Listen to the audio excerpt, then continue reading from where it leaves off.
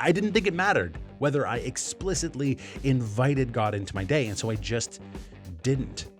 Recently, I was visiting Canada, and while home, I invited friends and family to come to a dinner. And an invitation is a powerful thing. It changes people, and obviously it changes where my guests spent an evening, but that's not really what I mean. What I mean is that an invitation is powerful in transforming the person who sent it. I had that moment when I was like nervous and excited because it was finally time for people to arrive. And anytime I heard a car door close in the distance or voices approaching, I would go and see who's arrived. You see, invitation does this funny thing where it can focus our attention.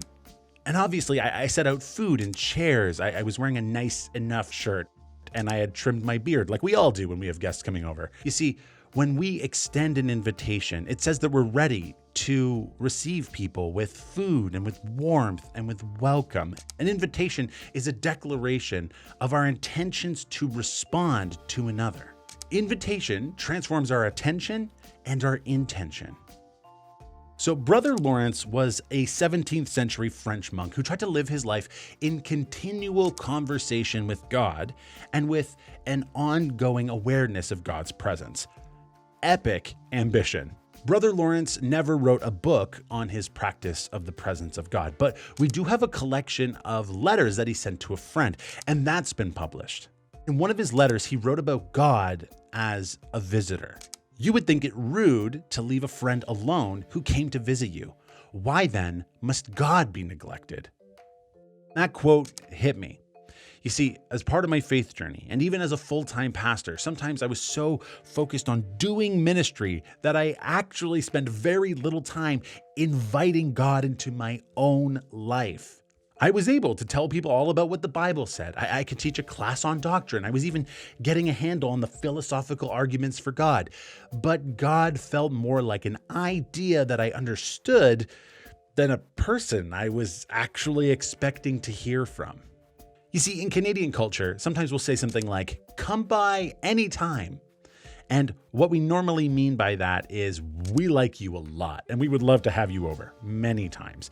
But what it normally doesn't mean is that you should literally come over at any time. That would probably be seen as rude. And sometimes I think we say, come by any time to God, and we mean well by it. But we don't even realize that what we really mean is, be somewhere nearby in case I need you, or come at a time that is convenient, or maybe with the best of intentions, we put it off. God will chat tonight or tomorrow, sometime very soon. Maybe God will burst into our lives if it's an emergency, or he'll come knocking if he wants to visit. But like anyone, he wants to be wanted. He's willing to visit, but he can be put off. You see, I had a barrier of inhospitality in my relationship with God. I didn't think it mattered whether I explicitly invited God into my day, and so I just didn't.